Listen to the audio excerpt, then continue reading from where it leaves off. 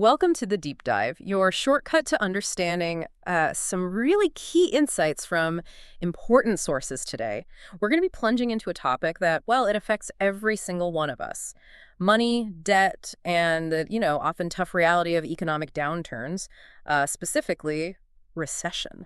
Yeah, and the source material we have today, it gives this really unique angle. There's this great dialogue. It clarifies some core ideas and honestly some surprising cultural bits about how debt is viewed differently around the world. So our mission for you, the listener, is really to get beneath the surface here. And we want to unpack not just what these financial terms mean, but what they look like in the real world. Right. We'll explore a story that's unexpected, actually pretty entertaining too, and it ties it all together. And hopefully you'll understand the bigger picture, the global economic impact on, our lives and even cultural norms. Think of it as a fast track to getting up to speed, making sure those key concepts are clear. Exactly. And maybe offering some fresh takes on what it actually means to be in debt. Okay, so let's dive right in. Because the source, it kicks off with this scenario. It really paints a picture of how a shaky economy hits home. We meet this character, Charlie. He's in a really tight spot financially. He's not just in debt, he's also broke. And what's interesting is how it immediately kind of puts you in his shoes. You feel the pressure he's under. Absolutely. And Charlie's situation, it's a direct result of what we call a recession. Yeah. And, it's more than just countries sort of making less money. A recession is, well, it's a significant, sustained drop in economic activity. Like GDP going down. Exactly. Gross domestic product. It affects everything, jobs, investments, you name it. And the source actually points out this is happening right now in the U.S. And for Charlie, this means the recession has, well, the phrase used is hit him pretty hard. He's lost his job. He's got credit card bills piling up, car payments, a mortgage. A lot to juggle. Yeah, and on top of all that, his son's college tuition. His situation as well. It's the definition of being broke, just no money left. But what's really striking is Charlie's solution, or when he tries to do. He doesn't go to a bank. The source gives us this amazing twist. Charlie goes to see Mr. Corleone. Wait, and the Mr. Corleone from the mob? Yes, that Mr. Corleone. He's hoping for, a loan, a lifeline. Okay, wow. And then what? Well, this is the kicker. Charlie finds out that even Mr. Corleone is broke. No way. Yeah, apparently lost half his money in the stock market crash. That's incredible. It really shows how widespread this thing is. It does. The source puts it perfectly. It says something like, it's a bad recession when even the mob runs out of money. Wow. It just paints this picture of a downturn hitting, well, everyone, every level of society, no matter how much financial muscle you usually have. That whole bit about Mr. Corleone being broke, it really hammers home just how pervasive a recession can be. And it brings up some really key financial terms that are, shaping these tough times, like loan, for example. Right. When Charlie went to Mr. Corleone, he was basically looking for a loan.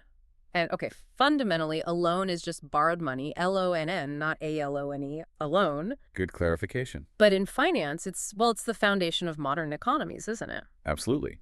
It enables everything from buying a house to, businesses expanding. And it often involves complex stuff like interest rates, repayment plans. It's a major economic tool. Precisely. And speaking of buying houses, Charlie's situation also involves a mortgage. A mortgage isn't just any old loan. It's specifically for buying real estate, a house, some property. Right.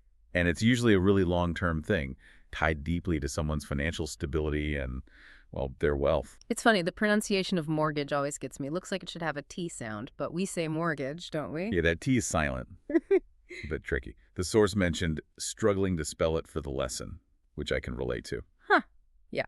And for Charlie, that mortgage, along with everything else, was clearly hitting him pretty hard. That phrase, hit me pretty hard, it's such a useful way to say something had a strong negative impact. It's really versatile. The source gives some good examples, like you can say, my divorce hit me pretty hard, I'm so depressed. Or even physically, right? Like, this cold has hit me pretty hard, I've been stuck in bed. Exactly. Or emotionally, the news of Fluffy's death hit me pretty hard, I've been crying for days. It really conveys that deep impact beyond just money. And another big financial weight for Charlie was tuition. Right, tuition. That's the money you pay to a school, usually college or university, though in some places it applies to other schools too. It's what you pay to study there. And for a lot of families, especially in North America, college tuition is just enormous. Yeah, often leading to more debt, which brings us back to the core problem. It's all connected. Okay, so beyond these sort of core financial terms, the source also weaves in some phrases that just help you sound more natural, more native-like in conversation, especially when you're talking about situations like Charlie's. Think about, what can I do for you? Yeah, it sounds so simple, but it's a really polite and open way to ask, much warmer than just, can I help you? Hmm. It invites the other person to state their need, like Charlie needed to do with Mr. Corleone. And then there's, I'm sorry to trouble you, or maybe, can I trouble you for a moment? Hmm.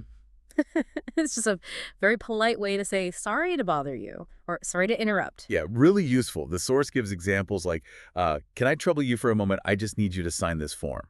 Very practical. Or asking your boss, I'm sorry to trouble you, but may I go home early today? Or even just, can I trouble you for a pen? Mine's run out. Yeah. It just softens the interruption. Respectful. Definitely. And thinking back to Charlie with all his problems, the job loss, the bills, the mortgage, the tuition, he could easily have said, on top of all that. Exactly. On top of all that, it just means, and also, or in addition to this other stuff, Yeah. great for adding emphasis. You can use it for piling on the bad news, like the example, today I lost my job, my car got stolen, and on top of all that, my girlfriend broke up with me. Ouch. Yeah, that's a terrible day. But It works for good things too, right? totally versatile. Like, today was amazing, it was my birthday, all my friends came over, and on top of all that, I got a million presents. Okay, maybe not a million, but yeah, it adds that extra layer of wow. So, okay. We've sort of picked apart Charlie's story and the language around it, but what about the bigger picture here? This is where the source gets really interesting, I think. It points out that how people feel about debt, their attitude towards it, it varies hugely across different cultures. Yeah, that was fascinating. It's not just about the numbers. It's about these deep-seated beliefs and even, like, historical banking stuff. Take North America, the US, Canada. The source explains that being in debt there isn't just common, it's almost, well, necessary. Necessary. How so? Well, think about credit history. The source explains you actually need a history of borrowing money and paying it back on time. Right, to prove you're reliable. Exactly. You need that track record just to qualify for big loans later, like a mortgage for a house or even a car loan. Yeah. If you have no debt history, banks often won't lend to you, even if you earn a good salary. That seems kind of counterintuitive, but yeah, that's how it works. And it gets even more proactive than that. The source tells this story about banks actually going to universities targeting 18-year-olds. Offering them credit cards? Yeah, credit cards, often with freebies thrown in, like a T-shirt or something. They're actively encouraging young people to start getting into debt right away. It shapes how you think about money from, a very young age. Wow. Okay, so now contrast that with, say, Europe. The source uses Switzerland as an example. Right. In Switzerland, according to the source, the general attitude is that debt is a bad thing, something to be avoided. And how does that play out practically? Well, the source gives this really concrete example. To get a credit card with even a small limit, maybe 500 Swiss francs. Yeah. You might first have to deposit 700 francs of your own money into the bank as security, as collateral. Seriously. So you have to prove you have the money before they let you borrow against it. Essentially, yes. It's a completely different philosophy. It shows this deep cultural sort of aversion to borrowing, probably rooted in different banking traditions and values about saving and being careful with money. And this difference, it really brings up a big question, especially now with the recession mentioned in the source. How do these really different cultural views on debt affect things on a larger scale? How do they influence financial stability or how countries handle economic downturns? That's the key question.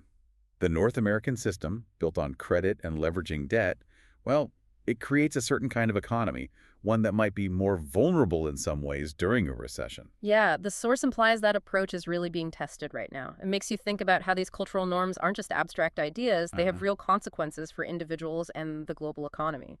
So, quite a journey today in this deep dive. We went from, understanding basic economic terms like recession and debt and broke, right? And looking at those useful conversational phrases that make talking about this stuff feel more natural. All the way to seeing these really surprising cultural differences in how the entire concept of debt is viewed globally. It gives you a whole new perspective. Absolutely. And maybe a final thought for you, our listener, to chew on. Just how deeply connected are these cultural values to the financial systems we live in, and to your own personal financial health. Understanding these different ways of thinking about money, about debt, Mm. it could offer some really valuable insights, not just for managing your own finances, but for understanding the bigger economic picture, why different countries maybe react differently when times get tough. Yeah, makes you ask yourself, what does debt really mean to me? And how much of that is shaped just by where I happen to grow up? Something to think about.